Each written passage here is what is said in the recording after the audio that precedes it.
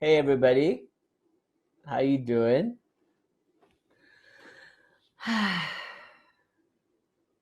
We come from a humanist past, that is the age of reason, that gave us the amazing idea, what is called anthropocentric viewpoint, which is that man is the center of the universe and we will figure out the problems. We, with science, with laws, with ideas and philosophy, we'll figure out the world. This was the humanist revolution that changed everything. I mean, it destroyed the churches, it destroyed, it gave a scientific revolution, it gave us the industrial age, it gave us technology, and all the stuff we have today all come from this humanist age of reason that we've been living in. And over the last few years, a post-humanist tradition has begun to emerge called transhumanism, which looks at the idea that man can enhance humankind to a great degree using technology, science, food, ideas, longevity, all these things, nanotechnology. And there's a great belief that if we can continue along this trajectory of artificial intelligence, of new biology, biological intelligence, we can actually fix everything. We can fix the planet, we can fix ourselves, we can live great long lives, we can become superhuman, we can live for 150 years healthy, we can, and people are buying into it all over the world. I know all of you have friends who are biohacking themselves right now, who are taking supplements, who are doing all kinds of stuff to live longer, to get fitter, to get healthier, and it's happening everywhere. So, but the problem with transhumanism is that two big problems occur. One is that it's going to be a world of haves and have-nots again. That means that what describes people as human was starting to become universal.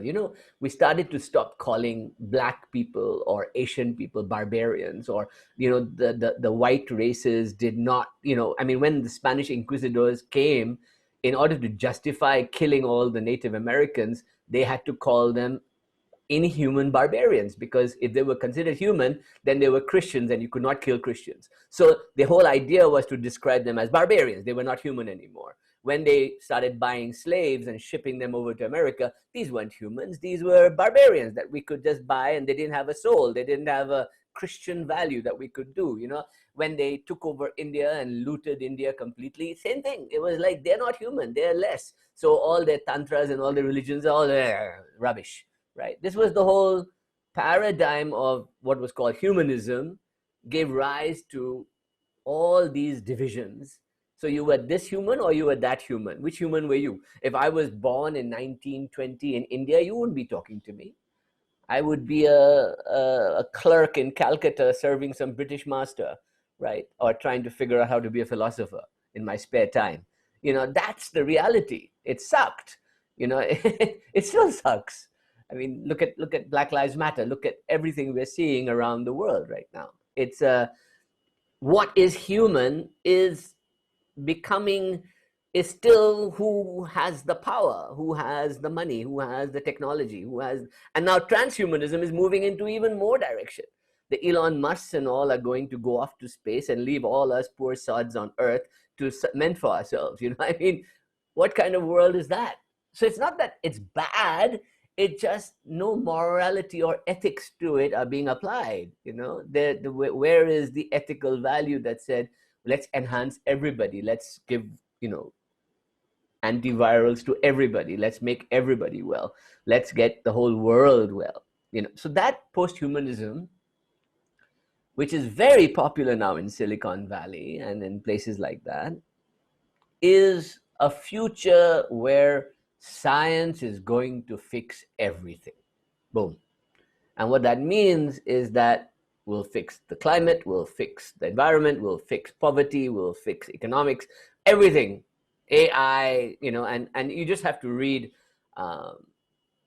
Noah Harari's book, Homo Deus, and you will see, and 21 Ideas for the 21st Century. If you get a chance, read that book. Read Sapiens, he wrote that first, then Homo Deus, and then 21 Ideas for the 21st Century. And he is the best historian right now who is looking at this issue of the post-human condition. Very good, clever man. and he's an Israeli professor, a gay guy living in Jerusalem. Very strange, you know, dichotomy of culture versus culture, you know, and he's speaking around the world about this idea. Um, and what you find is that another thread of philosophical posthumanism emerges that says, no, that's not it. There's got to be a more evolutionary trend for humans to evolve into posthumans, meaning it's no use being called human anymore. There are many humans, there are many different consciousnesses, there are many ways of looking at it.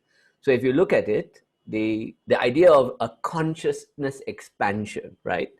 So while humanism was human centric, anthropocentric, transhumanism is technology centric, and it's focused only on that. And it does not allow for mysticism or consciousness outside the brain. It does not allow for it. Even though there are many who believe it, they just can't say it. And then there's posthumanism of a consciousness type, philosophical posthumanism, existential posthumanism. That's being discussed at universities like NYU and Princeton. Just last year, they had the first major conference about it. And things like panpsychism. If you haven't heard of panpsychism, you will hear soon, where consciousness is in everything, from the atom to the quantum particle to the solar system is conscious. This idea is coming into science now. Not from a metaphysical point of view like we do, but from a rational philosophical point of view.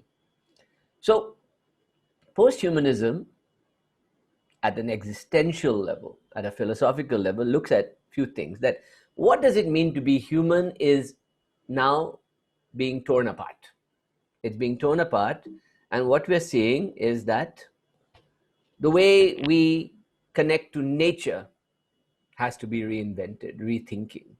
You know, can we, panpsychism, as I was telling you, is a new philosophy that's emerging that says that we can communicate at that plants communicate, that have consciousness, that nature has consciousness, that the earth has consciousness. And so this idea of consciousness being greater than the human consciousness is becoming, and this has always been the case in native traditions from India and China and Africa and all over the world. But these were called indigenous barbaric civilizations. They didn't have the philosophy to become important. But there's a return now in Western philosophical traditions towards understanding our relationship to nature. Then there's also the relationship to each other, race, gender, all these things. We're trying to understand, what does it mean to be human? What does it mean to be American? What does it mean to be a man? What does it mean to be a woman? What does it mean to be black? What does it mean to be whatever? We have so many micro identities that what does human mean anymore? It's blurring. We don't know what human means anymore. Then we have the idea of nature and animals, the way we, we are this, they're calling this age the Anthropocene age, which means that mankind is dominating 60% of the biomass of the earth with his cattle and his sheep and his products and his food and his nature and all the stuff that man is doing. So what happens to nature? What happens to animals? What happens to other forms of sentience and consciousness in the world if we don't evolve our consciousness towards this? These are the Bishnoi in India. The mothers, when they're milking, actually feed the animals as well. It's an amazing tribe in India. Then the whole issue of gender. What does it mean to be male or female or transgender or gay or straight? What does it all mean? What is, so many consciousnesses, so many identities forming. What does it mean of alternative medicines, of Chinese medicine or Ayurveda or ancient native traditions of shamanic wisdom? Or what does it mean to integrate other things? What does it mean to have access to disruptive technology? 1.5 billion people now have smartphones around the world, and they're all able to access information. Their consciousness is expanding. They're not limited to what they knew, what their ancestors knew anymore. And then the whole new technologies that are coming, the parallel universe of technology and intelligence that's coming. Can we work with it? Can we ride along with it? Can we use it for good? Can we keep it? So from a philosophical point of view, a human being, all of you, are living in multiple identities and multiple consciousnesses simultaneously, all the time, right? You're all living on this.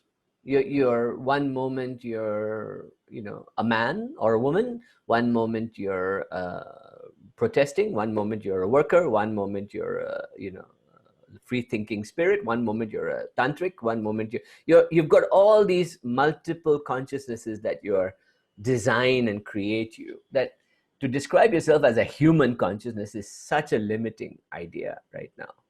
And so this whole idea of posthumanism allows us to begin to explore consciousness beyond what's given to us by science or by technology or by the American political system or the British political system or the laws of the courts or whatever. To be told what your consciousness is, it goes against the nature of what it means to be human today. The whole idea is that the author's name was Noah Harari. Noah, as in Noah, and Harari, Harari. Sapiens was the first book, and Homo Deus was the second book, in case you wanted to know. Now, what does it mean to be human? So in a post-human, post-modern, post-colonial, post-racist world that we want to create, right? The whole tantric idea, the whole philosophy of Shaivism, of Vedanta, of yoga, of all the great disruptive Indian philosophies. If you look at Indian philosophies, from Vedanta to Buddhism to Tantra to Advait, non-dualism to Vivekananda, Aurobindo, all these disruptive ideas, where that we are capable through different types of yogas to move towards super consciousness, to move towards consciousness of everything, to move towards nature consciousness, to integrate all these consciousnesses in some way. So if you look at the teachings of Sri Aurobindo, he talks about an integral yoga, a yoga that integrates all these me's together, right? So that I have a complete and full life, right? Now, of course, if you look at how the British looked at India as first as a barbarian race, then as kind of interesting tribal stuff to look at, then as yogis and fakirs and magicians who could be entertaining and well done, and then on to oh look, philosophers can come and teach us about Vedanta. So Emerson takes the Bhagavad Gita and puts it into transcendentalism, and that becomes a Western thing suddenly, and it's not Indian anymore. And we see this perpetual co-opting of tribal of other people's spirituality into the Western philosophical tradition. It's not a bad thing. That's why it is so strong, but it does happen. But it reduces the value of that tradition's own philosophical approach to it, which also does not evolve because it's colonized and it's got a stuck mindset and it's not able to evolve, right? So if everybody had the same propensity to evolve, we'd have Tantra again, we'd have yoga again, we'd have Patanjali again, we'd have different people, But if you look at India for the last 80, 90 years, nobody has come along since Krishnamurti that challenged, what it means to be, what is Indian philosophy? What does it mean? Why? A few people have done it here and there, but very small, right? Very small. Most people have just carried on legacies and made them into products and brands and sold them in the marketplace. So you have, inner consciousness or whatever. You have this, you have that, techniques, right? But nobody is saying what's going to happen to humanity. Where are we going? What's the progress going to happen? Where are we heading? Where are all these people, and colored people and women and transgender people and nature? Where are we all going? Nobody is talking about that in India. Nobody. And so we get it from the West. We get it from science. We get it from Western philosophy. We get it from other things, right? We don't get it from our wisdom. Even though our wisdom's full of those radical thinking. And the most radical thinking in this wisdom was always the idea of Kali, right? And why? Because Kali was always that which we could not control was Kali. You know, the woman you couldn't control, the nature you couldn't control, the death you couldn't control, all Kali. Time you couldn't control. You couldn't control anything. That was Kali. Anything that you could not control, Kali. And that's why she was always so terrible. Because you could not control her. I mean, just imagine we spent 3,000-4,000 years trying to control nature, trying to anthropocentric, human beings, the best, the greatest, the hugest brains, we can control everything. And Kali goes, nope. So when nature comes and gives you forest fires and gives you earthquakes and gives you COVID and gives you whatever it wants to give you and reminds you of your place in the puny play of things, you go, ah, we have to control it. We have to control it. New technologies, new science, new killing, new whatever we have to do. And that's the great battle between humanity and Kali, has been this battle. And unfortunately, it is represented by the female sacred energy. So women got the brunt of it. And I'll show you what I mean. Just before I go, what we think of is in Tantra as the Brahman, the source of the mind, the great mind that's attracting each of us individually towards some kind of super consciousness. In the Western tradition is called telos, teleology. And telos means that there is an attractor that seems to be pulling me towards perfection, towards reconstituting all these multiple consciousnesses. And there is little puny earth, or there is the little me going towards the center of the attractor at the middle of the galaxy, or the middle of the solar system, or the middle of whatever. And this teleology means this movement towards purpose, movement towards the source, is the fundamental teaching of Tantra, is the fundamental teaching of yoga, is the fundamental teaching of Vedanta, that there is this infinite source mind in Buddhism that's pulling us towards it, towards the void, towards this.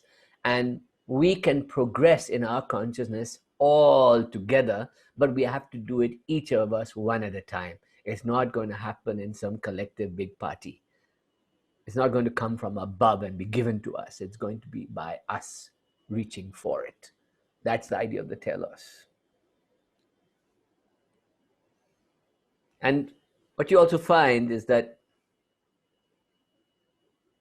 there's a, Alan Watts used to tell this story of and this is a great joke of the 60s, when the first astronauts went up to space, and they asked, the Russian astronauts that came back, he says, have you seen the face of God? And they all said, yes, we have seen God. And they said, tell us, what is God like? And they said, she is black. And that was it. Vast, infinite space. That's all they could see out there. So to come back, so when we stare out into the universe and we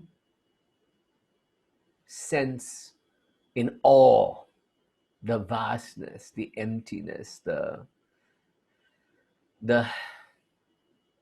sheer annihilation of my little me in this vastness, it's terrifying,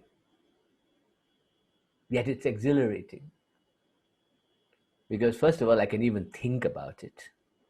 That means I have a consciousness that allows me to perceive it. But it's terrifying, because if I get to the precipice, I'll be sucked up into nothingness. Everything I ever was, everything I think I am, every aspect of my consciousness, gone. Poof. That's Kali. That vast, vast time consciousness beyond space and time. That's, you can call it masculine Brahman, you can call it Kali. That is it.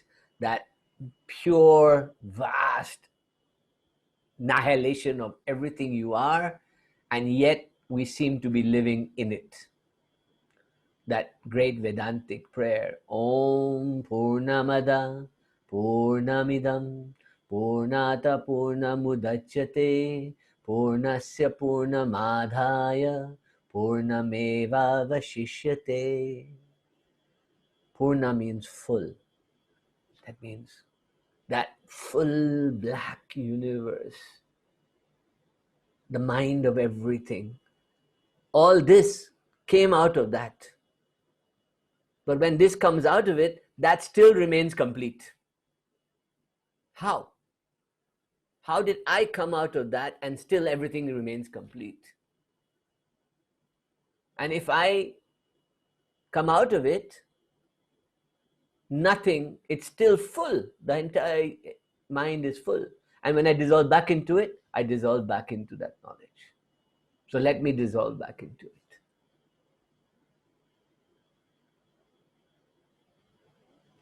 The closest Western philosophy came to this thinking was the teachings of Spinoza, where he, and in fact, Albert Einstein said that when a rabbi asked him whether he believed in God, and he says, I believe in the God of Spinoza. My God is the God of Spinoza. Because Spinoza was describing a universe where every part of it was a microcosm of the whole. That means you and I are like cells in a body. Just imagine that we are in a body, and just imagine your own body and your little cell in your liver. Now, that cell is doing a job. It's taking something and converting it into something else, sugar or whatever. It's doing its job, right, in the universe of the liver. But inside it is the code of the entire human being. The DNA is right there in that one little cell. That means in the microcosm, the entire macrocosm is encoded right in that little cell. So Spinoza said that the universe is like that human body, what the Kabbalists call Adam Kadmon, the primal what we call Shiva Shakti, the non-dual male-female union being. That is the entire universe, right? The womb of the mother, Kali. And this vast intelligence, we are a microcosm of that entire intelligence. And we have in us every correspondence to that entire. In fact, we can only conceive it because of that, because we are a microcosm of that. Does that make sense? So if I am a microcosm of that vast mind, and the cells in me are a microcosm of me, right? That means I'm living in a fractal universe. That means the smallest to the largest are all corresponding. They're all the same, right? So this is the big telos, the pull that's pulling us. This mind that we seem to have come out of is pulling us. And where is it pulling us? If we apply our ethical mind, our moral mind to it, it's pulling us towards union. It's pulling us towards harmony, towards compassion, towards love. The mystics always call it love. Love, love, love, love, love. Surrender and gratitude. Why? Because those are the states required to get rid of your ego on the journey back into that vast consciousness. That's the whole principle. So Kali was a symbol of that. So when you look at Kali, she's always conceived of as the dark south-facing one. South is always considered in ancient mythologies to be the land of death, from which death comes. That's why she's always wearing skulls on her head, and she's always frightening and terrifying. And if a woman lives on the outside of society in India or anywhere in the world, she is a Kali. She is not living by the norms of society. She is a raw representative of nature. She is a complete free being. She has no care for the gaze of men. She has no need for man. She is a self-contained entity. And that woman, and this is a classic picture of a yogini in India, who's a tantric, who basically there is nothing attaching her to you or to any man or to the world, and she is scary as hell to men. And that's why any woman who is like that was considered to be a Kali. And the men who dared to go into that world and face that challenge were called Veeras. They carried a trishul and they were warriors. Veera means courageous warrior. That means in order to face death, to face nature, to face your darkest inner demons, to face fear, you had to become a fearless warrior. That was the tantric approach, the Veera. And you can imagine that the cult of this was always on the periphery of society. And when you look at how Indian society evolved the goddess image, especially through the masculine religions, you see that as early as 2,500 years BC, women were given jewelry and ornaments, and were, on the left side, where Indus Valley, and representing nature had been controlled. That means the woman's wild sexual nature had been controlled. By 1000 in Kamakya and Kali temples and Shiva temple, you see again a woman in a sexual pose this is actually a sexual pose, not a pregnancy delivery pose. She was making love to Shiva, and somebody walked in, men, and she was ashamed. Lajja means shame. So she had to cover her face with the serpent Kundalini so that nobody would see who she was. So it was considered that a woman could not be free to have a sexuality, even in tantric ages. And then by the 1500s, we see the cult of Krishna and Radha as the illicit lovers who were allowed to frolic around, but it was still in the male's control to be the consciousness. The woman was devoted to him. And today, Radha, the devotee of Krishna, is considered to be the patron goddess or say, the woman of all prostitutes and court dancers and things like that. So that when you go and see these groups of mystical courtesans, they are all doing Radha dances, Radha and Krishna. So the women were controlled in that way.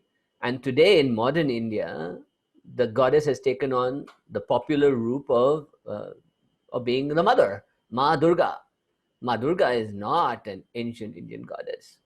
She was invented, like in the current form, in Bengal 200 years ago, as a Maharaja's gift to the people to pacify them, to make Kali look less horrible, because Kali is another form of Durga. So Durga is the mother who comes and protects you and looks after you. She is mother, again, put into the role of the mother, not a free woman. And this idea of the full moon and the new moon, that Kali represented the dark side, the jungle, the ferocious, the sexual, the kind of fearless nature, and it's most frightening. Think of pre-electricity days, of darkness, of fires, of, and Kali was always seen as the merging of the sun and the moon with fire, So she was always worshipped at night, at midnight, with fire, And then Kali in the 60s and 70s gets co-opted. So throughout history, Kali became something else. You see that story so far, right? At first, In Indus Valley, she becomes the household goddess with jewelry and pretty and mummy. Nature is not so terrifying. And the dark side of nature is, oh, diseases and control. In the Jewish tradition, the, the first wife of Adam was called Lilith. And Lilith declared herself equal to Adam. So Adam says, no, no, no, no chance, right? So God had to remove her and give him Eve from his chest in the Torah. This is in the Torah, not in the Old Testament Bible. And the Zohar. And what you find with Lilith is that she gets condemned to be the demoness who's known to kill little children while they sleep, right? And she gets categorized as that. The free-thinking woman gets categorized as a killer of children. But also, if you prayed to her, your child would be spared of diseases like smallpox, plague, cholera, or whatever was there at that time. So just imagine, free-spirited woman gets relegated to disease. And the same thing in India. The 7, 8 matris that were the first yoginis, the goddesses of India, were considered to be goddesses you prayed to stop diseases, famines, destruction, evil, anything, because they're terrifying. It's like, oh my God, you know. So you had the pretty mother goddess at the home, but then you had these terrifying black goddesses that you go, please don't destroy us. You know, please don't give us famine. Don't give us horrible things, you know. Isn't that funny?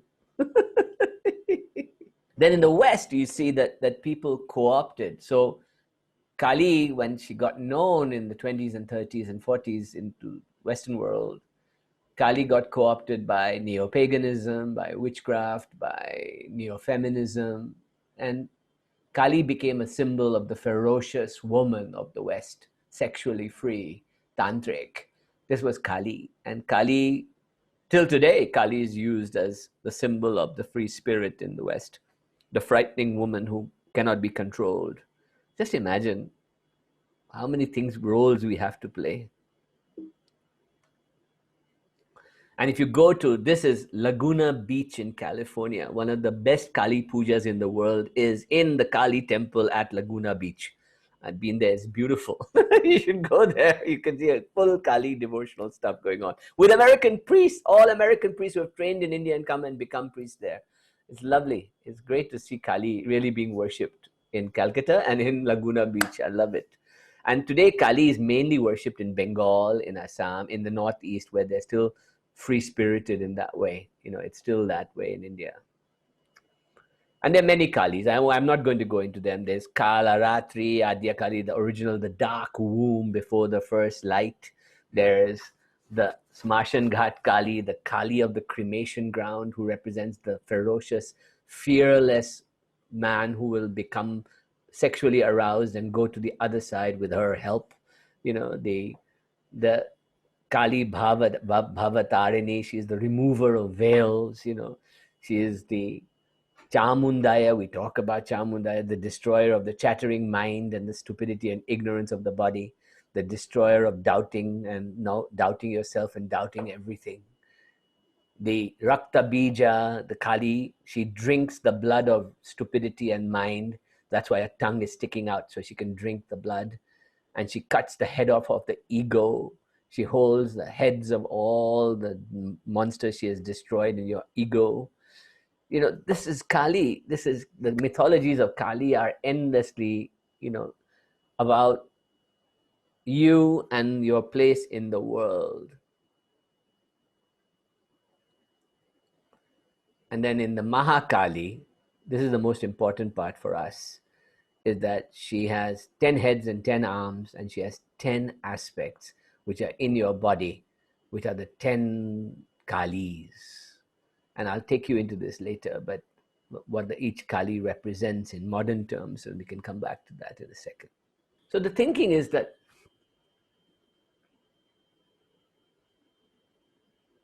as we enter this kind of post-human reimagination of who we are, and coronavirus is just a great opportunity for that to be one of the markers of that moment, right? You get a chance while you're still alive to do this shift, and I literally mean a shift, right? So the issue becomes that what is my yoga? What is my integration of all my consciousnesses to take on the world that I am seeing coming, right? Because in order for you to flow into the evolution of your consciousness towards that superconscious mind that you are,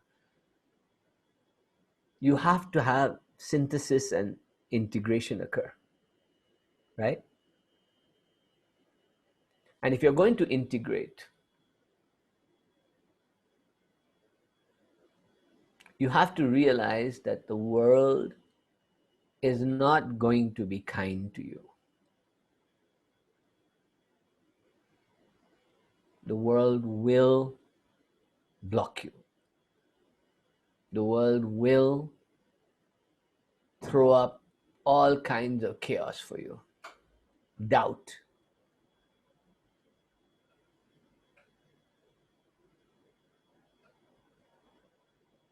So what does one do? So the tantric tradition says, especially the krama tradition, that you have these 10 awesome personalities in you that you can call upon in two ways. One is psychologically, as an integral yoga of your own, right? And the other is magically, as access to greater siddhis and powers than you thought you had. Now, this is the secret of the tantric way. That's why if we wanted to do a kind of post-human tantra, we'd have to integrate psychology and magic. I'm going to share with you on Facebook a brilliant documentary done in the 80s on the origins of Vak, of Vedic sound, as practiced in Andhra Pradesh by a tribe that's still doing it the same way they did it 3,000 years ago in the Rig Veda. And you will hear that they've now correlated it to bird sound. So the warblers, the reeds, all these birds, these mystics and jungle people were copying the sounds in order to create patterns for mystical experience to occur. Where we've come from shamanically, we have no idea, Just think about it. And now we don't even come close to composing music that can affect you esoterically like that. Can you imagine you produced a piece of music that made me sing like a bird and made me fly into super consciousness? Wouldn't that be the coolest thing? So the issue for you is, how do I live this integral life, knowing that I have to be fearless, I have to be a Veera, I have to face the fact that we might die. If that's the worst, then let's face it. Okay, so let's say that's the worst, but then human beings, we don't deal with death anymore. In the old days, somebody dies and the car goes by, the hearse goes by, everybody would bow their head and do a cross, and now you go, hurry up, bam, bam, bam, let's move on, let's get on with it. We don't want to face death anymore. We send people to care homes and they die of corona over there. We send people to hospices and they wait for death there. Death is something outside of the spectrum of human experience right now. We don't want to know. So to be a Veera, now this is the challenge of Kali, you have to face death. That doesn't mean you have to go and die dying every minute. No, it just means that you have to acknowledge that is the inevitable consequence of where this is going for this body, right? And then once you've faced that, nothing else can really stop you. Because what's the worst thing you can do to me? Kill me? Go for it.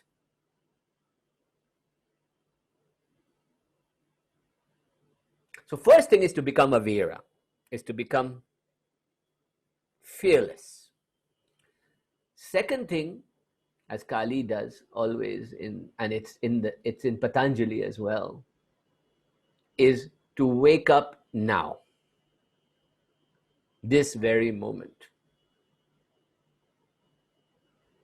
To wake up now. I want to read you something that Sri Aurobindo wrote, and I'll share this essay with all of you. It's called The Mother. It's about how the mother comes into the world. He says, in the beginning, he says, I'll play it, I'll put it on screen so you can see it. Hold on. There are two powers that alone can affect in their conjunction the great and difficult thing which is the aim of our endeavor. A fixed and unfailing aspiration that calls from below, and a supreme grace from above that answers. Wow. Isn't that beautiful? That means no matter how much I try, grace has to come to lift me up. And the supreme grace will act only in the conditions of light and truth. That means you have to radiate light and integrity of truth in order for grace to come. There must be a total and sincere surrender. There must be an exclusive self-opening to divine power. There must be a constant and integral choice of the truth that is descending, a constant and integral rejection of the falsehood of the mental, vital, and physical powers and appearances that still rule the earth, nature. This is the humanist idea. So if we go further, I'll read you some more of it.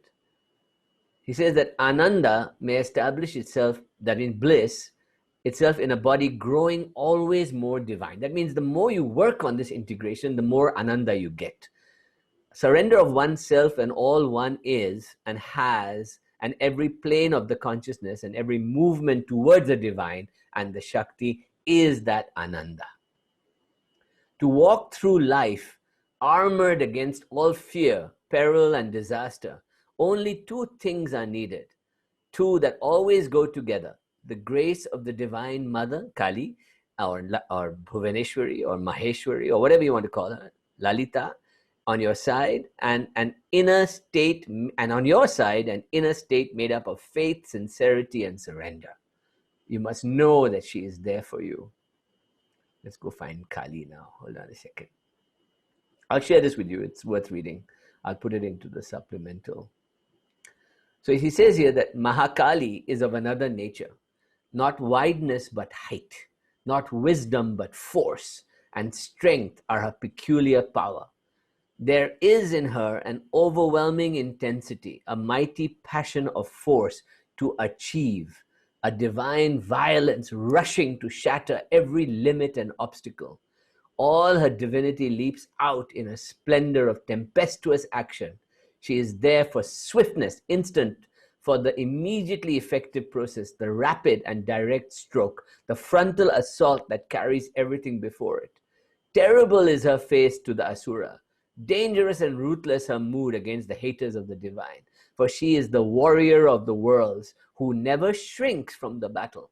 Intolerant of imperfection, she deals roughly with all in man that is unwilling, and she is severe to all that is obstinately ignorant and obscure. I'll stop there. You can read it yourselves. Very great essay on, So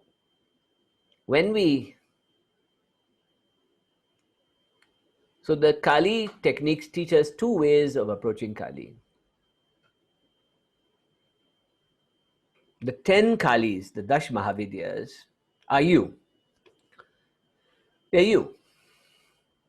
And guess who the 10 are? Lalita Tripura Sundari above your head, Bhairavi as Kundalini in your crotch, Dhumavati as death in your vagina and penis, Kamla Lakshmi in your heart is called Kamla, Mahakali in your heart too, Mahakali, Saraswati is called Matangi, in your throat, right there, right? She speaks the words, the language of the magic, right? Then the Bhuvaneshwari in the heaven and in the third eye and in the earth, she's the earth goddess, she's Narayani.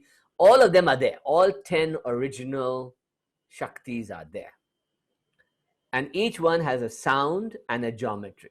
So you don't need to know anything about esoteric Indian Bengali ways, like that woman who was singing at the beginning was Bengali Kali singing. You don't need to do all that. You just need to know that you're dealing with these energies. Kali, Tara, Tripura Sundari, Bhuvaneshwari, Bhairavi, these are the names. But what do they mean? Each one has a geometry and a sound. Kali is the destroyer of time and the liberator from fear. Kreem. Tara guides and protects you to the other side from your Manipura chakra. Stream. Tripura Sundari, Lalita, desire, beauty, grace, sensuality. Shodashi, Mahashodashi, Ain Kleem So, and we already did the Mahashodashi mantra. Bhuvaneshwari, the world mother, cosmic mother, Narayani. Harim. She is the cosmic mother, she is the earth mother. Bhairavi, the fearsome hidden energy in your Muladhara, Kundalini, your sexual energy becoming fierce and releasing itself. Hasarim. Chinamista, the one who cuts off her own head, self-transformation to detach from the world and dissolve. And she can destroy anybody who comes to take away from your detachment by just chanting one sound. Hum, hum, hum astraya fat. Remember that one? Yep. Then Dhumavati, death, sexuality, all down in the yoni.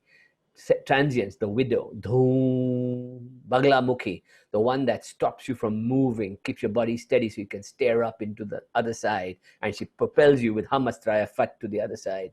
Halarim. Matangi, the sound and music and communication and vak and creativity. Ain. And Kamla, the abundance and grace of the mother coming into you and filling your heart with bliss. Shri. And then we can look at Kali separately. So what does this all mean? It means that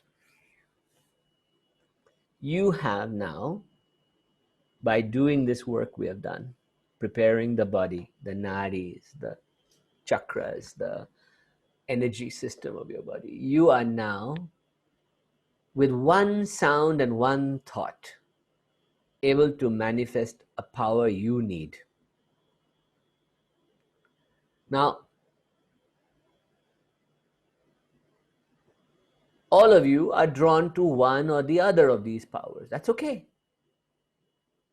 Oh, I love Lalita. Oh, I love this. Oh, I love that. Fine. They're all the same, by the way. They're just you. They're just you. They're you acting as grace comes into you. So your willpower is the yoga we have learned.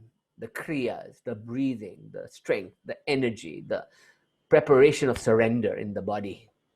The Shat Chakra Japa, the Mahamalas, the bringing, please mother, come, please mother, come, right? That's you preparing. But when this starts to roar, dung, dung, dung, dung, dung, dung, dung, and Kali starts to come,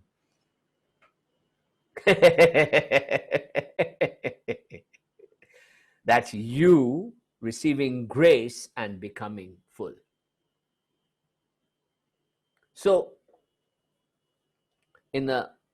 from a point of view of our philosophical position to be in for the next year, 2 years, 3 years, for the rest of your lives, you got to find a balance between your aspiration towards that perfection, that coming together of the telos towards that point where you say, I am not limited by the body, I'm not limited by my color, my gender, my whatever, my money, my situation, my lack of self-esteem, my inability to speak properly, whatever, all the things you have used in limiting for yourself so far. You can integrate them all just by using these powers. And they help you. But then you are also being pulled by something, the telos. And that something, whatever you want to call it, Brahman, Kali, God, Shiva, Shakti, I don't care what you call it. You're being drawn towards a sense of perfection. And as you get drawn towards it, all your consciousness come together. So the only thing you can take responsibility for, and that's why Kali is so important at this time, is your own awakening. You cannot take responsibility for somebody else's awakening. I mean, who the hell are you to wake up somebody if you're not awake? Wake up, wake up! But I'm not awake.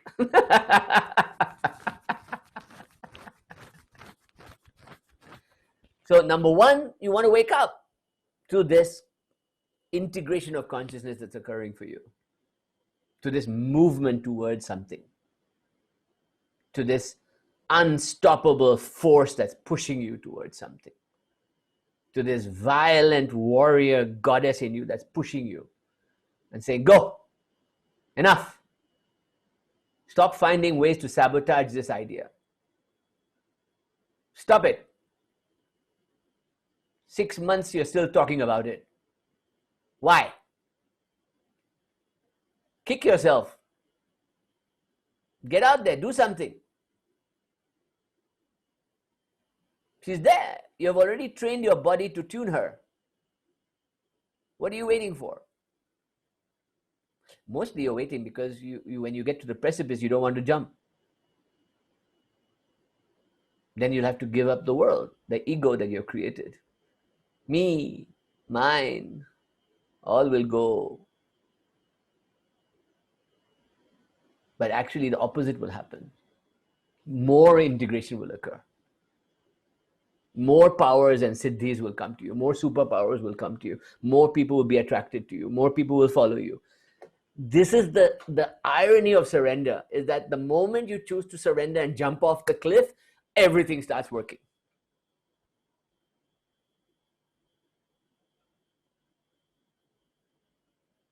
So what's it going to take for you guys to jump off the cliff? Every 2 weeks I come and I tell you about the cliff. Every 2 weeks I'm here. Hey, there's a cliff. Let's go. Let's do it. Jump, jump, jump.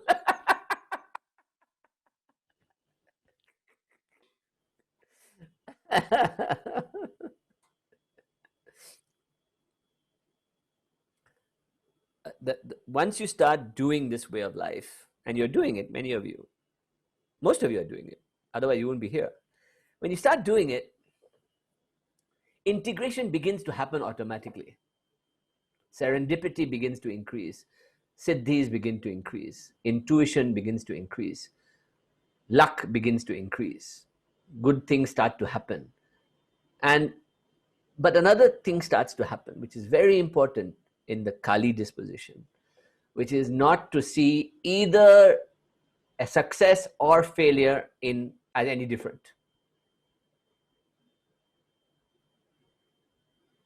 Yeah, absolutely. You have a successful moment, enjoy the cake, have a party, get past it.